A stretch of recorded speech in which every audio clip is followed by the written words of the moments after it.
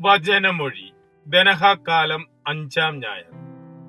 വചനഭാഗം ലേവ്യർ 4:13-21, ദാനിയേൽ 9:1-9, കൊളോസോസ് 1:12-19, മർക്കോസിന്റെ സുവിശേഷം 2:1-12. ദനഹാക്കാലത്തെ 5-ാം ഞായറാഴ്ചയാണിന്ന്. തിരുവചനത്തിലൂടെ നാം ധ്യാനിക്കുന്നത് ഈശോ പാപമോചകനായ മിശിഹായാണെന്ന ദൈവിക രഹസ്യത്തിന്റെ വെളിപ്പെടുത്തലാണ്. പരസ്യജീവിതം ആരംഭിക്കുന്ന ഈശോയെ സ്നാപയോഹന്നാൻ പരിചയപ്പെടുത്തി കൊടുക്കുന്നത് തന്നെ ഇതാ ലോകത്തിന്റെ പാപം നീക്കുന്ന ദൈവത്തിന്റെ കുഞ്ഞാട് എന്ന് പറഞ്ഞുകൊണ്ടാണ്. പാപമോചകനായ ഈശോയെയാണ് ഇന്നത്തെ സുവിശേഷ പ്രഘോഷണത്തിൽ നാം കാണുന്നത്. ഈശോയുടെ സ്വന്തം പട്ടണം എന്നറിയപ്പെട്ടിരുന്ന കഫർനാമിലാണ് അവിടുന്ന്. കഫർനാമിൽ പത്രോസിന്റെയും അന്ത്രയോസിന്റെയും ഭവനത്തിൽ താമസിച്ചുകൊണ്ടായിരുന്നു ഈശോ പരസ്യജീവിതം നയിച്ചിരുന്നത്. ഈശോ വീട്ടിലുണ്ട് എന്ന വാർത്ത കേട്ട് ധാരാളം ആളുകൾ അവിടെ എത്തിച്ചേർന്നിരുന്നു.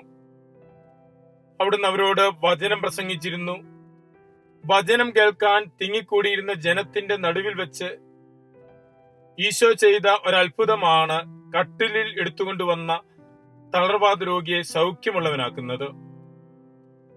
ഈശോ ഈ അത്ഭുതം ചെയ്യുന്നത് കേവലം ഒരു രോഗിക്ക് സൗഖ്യം നൽകുന്നതിന് വേണ്ടി മാത്രമായിരുന്നില്ല, മറിച്ച് തന്റെ വചനത്തിന്റെ ആധികാരികത പ്രകടമാക്കാൻ വേണ്ടി കൂടിയായിരുന്നു. തന്നെ വെളിപ്പെടുത്താൻ വേണ്ടിയായിരുന്നു. കഫർനാമിനെ കുറിച്ച് ഏതാനും കാര്യങ്ങൾ. ഇസ്രായേലിന്റെ വടക്കേയറ്റത്തുള്ള ഗലീലിയ തടാകത്തിന്റെ വടക്കു പടിഞ്ഞാറ് തീരത്തുള്ള ഒരു സ്ഥലമായിരുന്നു കഫർനാം. കേഫർ, നാഹും എന്നീ 2 ഹീബ്രു പദങ്ങൾ ചേർന്ന കഫർനാം എന്ന സ്ഥലപ്പേരുണ്ടായി. കേഫർ എന്ന് പറഞ്ഞാൽ ഗ്രാമമെന്നും നാഹും എന്ന് പറഞ്ഞാൽ ആശ്വാസമെന്നും. അതനുസരിച്ച് ആശ്വാസത്തിന്റെ ഗ്രാമം എന്ന് വിളിക്കപ്പെടുന്നു. ഈശോയുടെ കാലത്ത് അനേകർ ആശ്വാസം തേടി അവിടെ എത്തിയിരുന്നു എന്നത് ചരിത്ര സത്യവും. കേഫർ, തുഹോം എന്നീ 2 ഹീബ്രു പദങ്ങൾ ചേർന്നാണ് കഫർനാം എന്ന സ്ഥലപ്പേരുണ്ടായി എന്ന് മറ്റൊരു അഭിപ്രായം. അതനുസരിച്ച് അതിർത്തി പട്ടണം എന്നാണ് ഇതിന്റെ അർത്ഥം. യഥാർത്ഥത്തിൽ ഹെറോദ് അന്തിപ്പാസിന്റെയും ഹെറോദ് ഫിലിപ്പിന്റെയും രാജ്യങ്ങളുടെ അതിർത്തി ഗ്രാമമായിരുന്നു കഫർനാം. റോമാ ചക്രവർത്തിക്ക് വേണ്ടി ചുങ്കം പിരിച്ചിരുന്ന സ്ഥലമായിരുന്നു അത്. മത്തായി ശ്ലീഹ അവിടെ ചുങ്കം പിരിച്ചിരുന്ന ഒരുവനായിരുന്നു. 2 രാജ്യങ്ങളിൽ നിന്നും ആളുകൾ ചുങ്കം നൽകുന്നതിന് അവിടെ എത്തിയിരുന്നു. അതിനാൽ ധാരാളം ആളുകൾ അവിടെ വരികയും പോകുകയും ചെയ്തിരുന്നു. അക്കാരണത്താലായിരിക്കണം അപ്രധാന ദേശമായിരുന്ന നസ്രത്തിൽ നിന്ന് തന്റെ പരസ്യജീവിത ആരംഭത്തിൽ ഈശോ കഫർനാമിൽ വന്ന് താമസിക്കുന്നത്. അങ്ങനെ ഈശോയുടെ പട്ടണം എന്ന നിലയിലും രാഷ്ട്രീയ പ്രാധാന്യം ഉള്ളതുകൊണ്ടും കഫർനാം വളരെ പ്രധാനപ്പെട്ട ഒരു സ്ഥലമായിരുന്നു.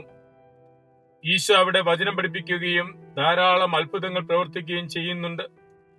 എന്നിട്ടും അവർ മാനസാന്തരപ്പെടാത്തതിനാൽ ആ പട്ടണം നേരിടാൻ പോകുന്ന ഒരു തകർച്ചയെക്കുറിച്ചും ഈശോ പറഞ്ഞിട്ടുണ്ട്. കഫർനാമേ, കഫർനാമേ, നീ ആകാശത്തോളം ഉയർത്തപ്പെട്ടുവെന്നോ, എന്നാൽ പാതാളത്തോളം താഴ്ത്തപ്പെടും. ഇന്ന് ഗലീലിയിലെ ഈ കഫർനാം നാം സന്ദർശിക്കുമ്പോൾ 1000-ലധികം വർഷങ്ങൾ മണ്ണിനടിയിൽ കിടന്ന കഫർനാം പട്ടണത്തിന്റെ അവശേഷിപ്പാണ് കാണുവാൻ സാധിക്കുന്നത് എന്നതും ചരിത്ര യാഥാർത്ഥ്യം.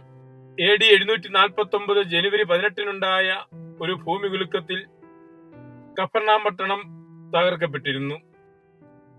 19-ാം നൂറ്റാണ്ടിന്റെ അവസാനം വരെ ഉപേക്ഷിക്കപ്പെട്ട ഒരു മൺകൂനയായിരുന്നു ഈ കഫർനാം പട്ടണം. 1894-ലാണ് പുരാവസ്തു ഗവേഷണത്തിലൂടെ ആ സ്ഥലം കണ്ടെത്തിയത്.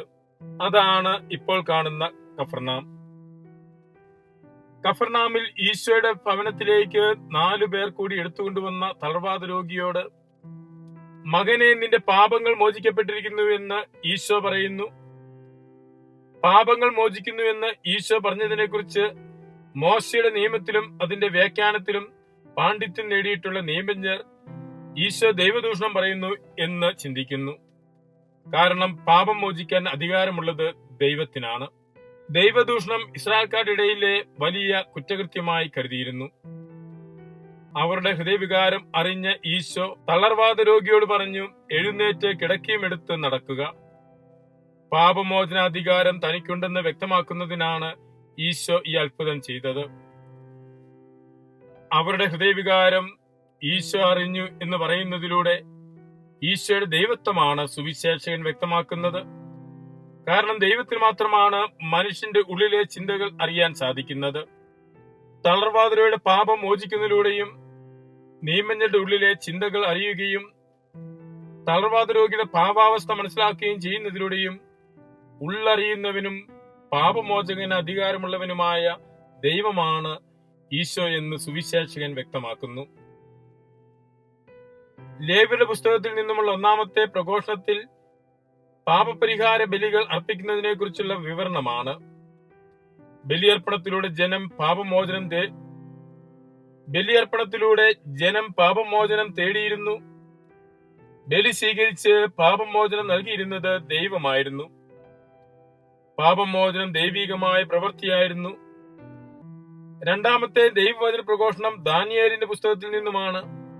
അവിടെ പ്രവാചകൻ ജനത്തിന്റെ പാപമോചനത്തിനായി പ്രാർത്ഥനയും ഉപവാസവും അനുഷ്ഠിക്കുന്നു. പാപമോചനവും കാരുണ്യവും ദൈവത്തിൻ്റെതാണെന്ന് പ്രഖ്യാപിക്കുകയും അതിനുവേണ്ടി പ്രാർത്ഥിക്കുകയുമാണ് പ്രവാചകൻ ചെയ്യുന്നത്. ബലിയർപ്പണത്തിലൂടെയും പ്രാർത്ഥനാ ഉപവാസ കർമ്മങ്ങളിലൂടെയും ജനം പാപമോചനം നേടിയിരുന്നു. എന്നാൽ പാപമോചനം നൽകിയിരുന്നത് ദൈവമായിരുന്നു. പഴയ നിയമത്തിൽ നിന്നുമുള്ള 2 വായനകളിലൂടെയും വ്യക്തമാക്കുന്നത് പാപമോചനം ദൈവത്തിന്റെ പ്രവൃത്തിയാണ് എന്ന കാര്യമാണ്. ഇന്നത്തെ ലേഖനഭാഗത്ത് പൗലോസ് ശ്ലീഹ കോരിന്തോസിലെ സഭയ്ക്ക് എഴുതുന്നതും മിശിഹായാണ് നമ്മുടെ രക്ഷയും പാപമോചനവും എന്നാണ്. അവനാലാണ് എല്ലാ വസ്തുക്കളും സൃഷ്ടിക്കപ്പെട്ടത്. അവിടുത്തേക്ക് രക്ഷയും പാപമോചനവുമേകുവാൻ സാധിക്കുന്നത് അവിടുന്ന് ദൈവമായതുകൊണ്ടാണ്. മിശിഹായും സഭയും തമ്മിലുള്ള ബന്ധം ഒരുവന്റെ ശിരസ്സും ശരീരവും തമ്മിലുള്ള ബന്ധം പോലെയാണ്. സഭ പ്രവർത്തിക്കുന്നത് മിശിഹായ്ക്ക് വേണ്ടിയാണ്. സഭയിലൂടെ ഇന്നും മിശിഹ പ്രവർത്തിക്കുന്നു. അതുകൊണ്ടാണ് സഭയിൽ ഇന്നും പാപമോചനമുള്ളത്. സഭയിൽ പാപമോചനം നൽകുന്നത് പുരോഹിതനല്ല, മറിച്ച് മിശിഹ തന്നെയാണ്. മിശിഹായുടെ കൗദാശികമായ സാന്നിധ്യമാണ്, മിശിഹായ്ക്കുണ്ടായിരുന്ന പാപമോചന അധികാരമാണ് സഭയിൽ പരികർമ്മം ചെയ്യുന്നത്. ആ അധികാരം അവിടുന്ന് അപ്പസ്തോല ഗണത്തിന് നൽകി. ഈശോ അവരോട് അരുൾ ചെയ്തു, നിങ്ങൾ പരിശുദ്ധ റൂഹായെ സ്വീകരിക്കുവിൻ.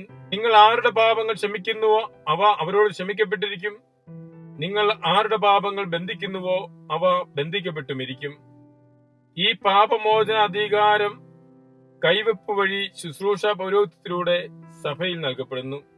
ഈശോ ദൈവപുത്രനാണെന്ന സത്യം വിശ്വസിക്കാനും ആ വിശ്വാസം ഏറ്റുപറയാനും ജീവിക്കുവാനും അതുവഴി പാപമോചനവും സൗഖ്യവും പ്രാപിക്കുവാനും തിരുസഭ ഇന്ന് നമ്മെ പ്രബോധിപ്പിക്കുന്നു. സഭയുടെ പ്രബോധനങ്ങൾക്കനുസരിച്ച് ജീവിച്ച് ദൈവരാജ്യത്തിന് യോഗ്യമാകുവാൻ നമുക്കും പരിശ്രമിക്കാം. ദൈവകൃപ പ്രാർത്ഥിക്കാം. ദൈവനാമത്തിന് മഹത്വം ഉണ്ടായിരിക്കട്ടെ. ആമേൻ.